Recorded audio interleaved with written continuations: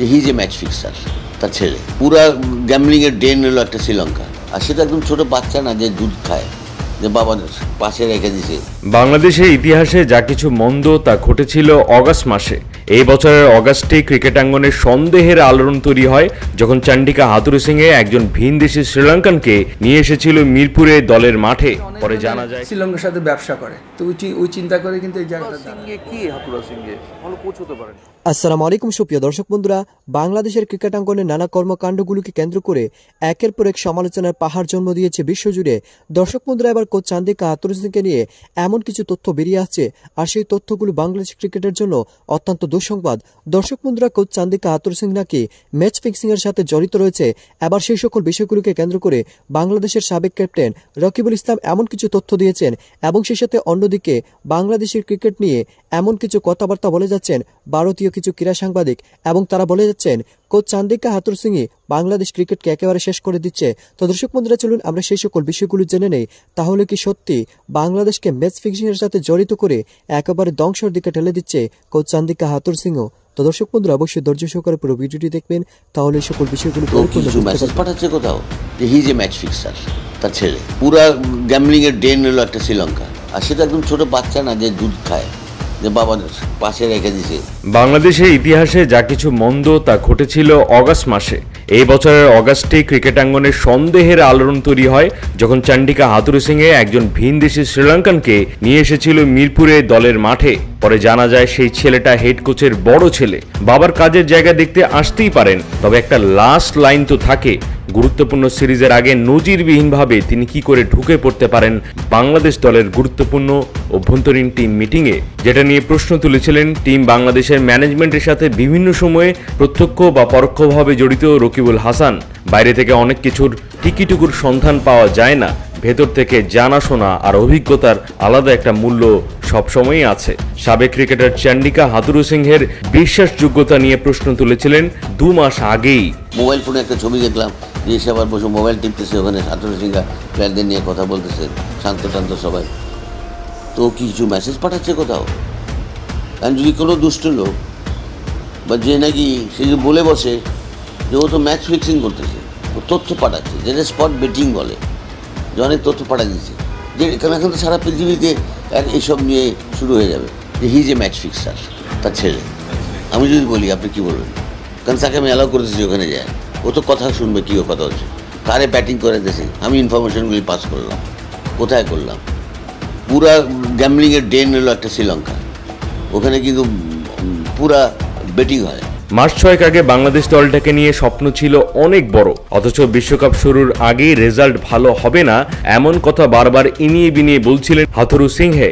জনমনের সবচেয়ে বড় সন্দেহের তীর হয়ে বিঁধেছে ওয়ার্ল্ড কাপ চলাকালীন সময়ে অস্বাভাবিক এক্সপেরিমেন্ট।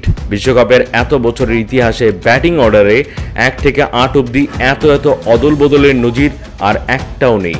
খ্যাপাটে কোচের খ্যাপাটে পরীক্ষা নিরীক্ষার হিসেবে প্রধানত প্রচার করা হলেও বোদ্ধারা বলছেন একসাথে হুট করে টানা সবার খারাপ খেলা, ব্যাটিং অর্ডারের অস্বাভাবিক অদল বদল, বিশ্বকাপ শুরুর আগে হাথুরুসিংহের লাগাতার নিরাশাবাদী কথাবার্তা, এমনকি তামিম ইকবালের সরে যাওয়া কিংবা সরে যেতে তাকে বাধ্য করা, এ সমস্ত হাথুরুকে ঘিরে বা তার ইন্ধনে কোনো ক্রিকেটারদের ইনভলভমেন্ট ফিক্সিং সন্দেহের অবকাশ তৈরি করে যথেষ্ট। বর্তমানে সরাসরি ম্যাচ ফিক্সিং করা অত্যন্ত কঠিন, তাই ফিক্সিং এর দুনিয়ায় টিমের যে কোনো খুঁটিনাটি তথ্য বিক্রয় কোটি টাকাতে।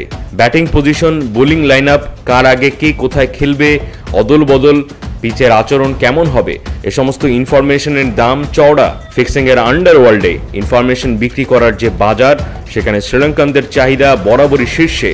এমন ধরনের বাস্তব নাগাল পাওয়া যেতে পারে আল জাজিরার ক্রিকেট ফিক্সিং নিয়ে করা চাঞ্চল্যকর বেশ কিছু ডকুমেন্টারিতে। বিশ্বকাপে অস্বাভাবিক ব্যর্থতায় বাংলাদেশ ক্রিকেটের শ্রীলঙ্কান সিন্ডিকেট, বিশেষ করে চান্ডিকা হাথুরুসিংহের কোনো সন্দেহজনক ভূমিকা আছে কিনা সেটা গোপনে তলিয়ে দেখা উচিত বিসিবির, এমন মত বোদ্ধাদের। তা না হলে বিসিবি বাদে অন্য কেউ আগে তলিয়ে দেখতে চাইলে হয়তো তলিয়ে যেতে পারে বাংলাদেশের ক্রিকেট। হাথুরুসিংহে কি হাথুরুসিংহে ভালো কোচ হতে পারেন। একটা ফোনে তুমি অনেক কিছু করে নিতে পারবে, কিন্তু তুমি যদি শুধু একটা ছোট ছবি দেখো যে আমার টিম এই সিরিজটা জিতবে কিনা, তাহলে তুমি কড়া পদক্ষেপগুলো নিতেই পারবে না। খালাম্মা, আমি আপনার মোবাইলে সেলফিন ইনস্টল করে দিতেছি। আপনার রেমিটেন্সের টাকা আপনি নিজেই জমা করতে পারবেন। সেলফিন, আগামীর ব্যাংকিং। দিশাটার জন্য বড় কাউকে লাগবে, একটা সৌরভ গাঙ্গুলি লাগবে, একটা অনিল কুম্বলে লাগবে। নট দ্যাট যে তারা রোজ মিরপুরে বসে কোচিং করবে, তারা তোমার একটা ব্লু প্রিন্ট করে দেবে যে কিসের মধ্যে। একটা ধোনিকে অ্যাপ্রোচ করো না, অ্যাপ্রোচ করে দেখতে তো অসুবিধা নেই। নাসির হোসেনকে অ্যাপ্রোচ করো না, আমি বলছি এমন কাউকে অ্যাপ্রোচ করো যে শুধু ট্যালেন্টেড ক্রিকেটার, যে একজন থিঙ্কার, অর্থাৎ বোথাম নয় ব্রিয়ারলি, সেহবাগ নয় সৌরভ, মানে এই ধরনের মানুষকে দেখো অ্যাপ্রোচ করে। সৌরভ তো বাংলাদেশ ক্রিকেটের জন্য আমায় কালকেও বলছিলেন যে আমি বাংলাদেশ ক্রিকেটের এই রেজাল্ট করছে আমার খুব খারাপ লাগে, বিকজ আমি ক্রিকেটের সঙ্গে খুব জড়িয়ে। কেউ কি জিজ্ঞেস করেছে যে সৌরভ আপনি আমাদের 6টা রাস্তা বলে দিন, আমরা প্রফেশনালি আপনাকে 3 মাসে একবার আসতে হবে, আপনাকে কিচ্ছু করতে হবে না। জিনিস খুব ইম্পর্টেন্ট, যেটা ইন্ডিয়ান বোর্ড করেছে। ইন্ডিয়ান বোর্ড প্লেয়ার তোলার জন্য এই যে আইপিএল ফ্র্যাঞ্চাইজিগুলোর সঙ্গে কথা বলেছে। আইপিএল ফ্র্যাঞ্চাইজিগুলোর স্ট্রাকচার আছে, তারা স্পটার দিয়ে প্লেয়ার তোলে, যেমন তারা বুমরাকে তুলেছে, হার্দিক পান্ডিয়াকে তুলেছে। এই প্লেয়ার তোলার যে সিস্টেমটা, এটা বাংলাদেশ বোর্ড যদি তাদের সঙ্গে কথা বলে তৈরি করে, প্লেয়ার তুলতে হবে। প্লেয়ার না তুললে এই এক সাকিব তোমায় দিনের পর দিন সাকিবের যা করবে তোমায় সেটা গিলতে হবে। এবং দেশবাসী এবং এইরকম উত্তাল সমর্থন বাংলাদেশের, আমি বলবো যে বিশ্ব ফুটবলে যেমন ব্রাজিল। আমি রানিং প্লেয়ার থাকতেই তো বলেছি যে আমি বোর্ডের সাথে কাজ করবো।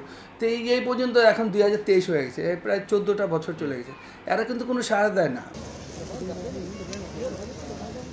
এবারের বিশ্বকাপে কোচিং স্টাফের সবচেয়ে বড় বহরটা বাংলাদেশের। টিম পারফরমেন্স তলানিতে হলেও যেখানে রয়েছে সহকারী ফিল্ডিং কোচ কিংবা টেকনিক্যাল কনসালটেন্টের মতো বিলাসবহুল পদবিও। কোচিং স্টাফের নেতৃত্বটা লঙ্কান হাতুরু সিংয়ের হাতে। দ্বিতীয় দফায় তাকে ফেরাতে আকাশচুম্বী বেতন দিতে রাজি হয়েছে ক্রিকেট বোর্ড।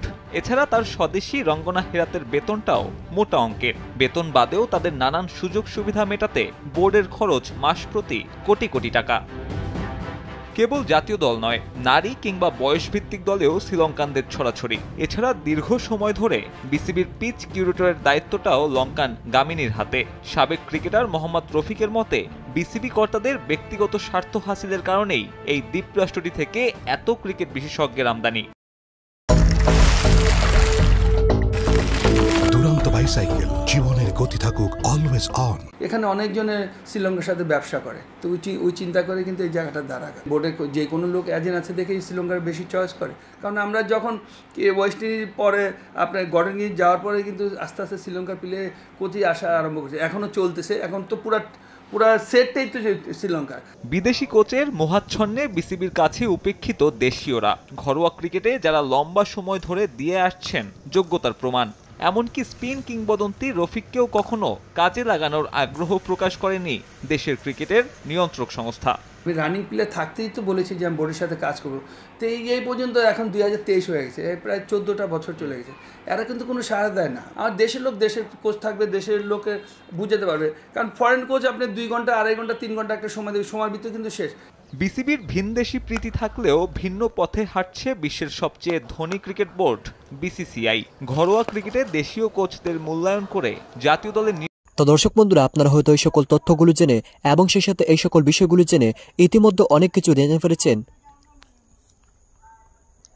তো দর্শক বন্ধুরা, আপনারা হয়তো এই পুরো ভিডিওটি দেখে এবং এই সকল তথ্যগুলো জেনে অবশ্যই বুঝতে পেরেছেন বাংলাদেশের কোচ চান্দিকা হাতুরু সিংই বাংলাদেশ ক্রিকেটকে কিভাবে একের পর এক ধ্বংসের দিকে ঠেলে দিচ্ছে। আর সেই সকল বিষয়গুলোকে কেন্দ্র করে কেউ যেন স্টিক মতো মারতেই পারছে না, কারণ বিসিবি কর্তারা যে কোচ চান্দিকা হাতুরু সিংয়ের পক্ষে রয়েছে। দর্শক বন্ধুরা, এবং সেই সাথে আপনারা এই সকল কথাবার্তাগুলো শুনে এবং বাংলাদেশের সাবেক ক্রিকেটারদের এই সকল বিশ্লেষণগুলো শুনে আপনাদের কাছে কেমন লেগেছে অবশ্যই কমেন্ট করে জানিয়ে দিবেন। তো দর্শক বন্ধুরা, ভালো থাকুন, সুস্থ থাকুন। আল্লাহ হাফিজ। আসসালামু আলাইকুম ওয়া রাহমাতুল্লাহি ওয়া বারাকাতুহু।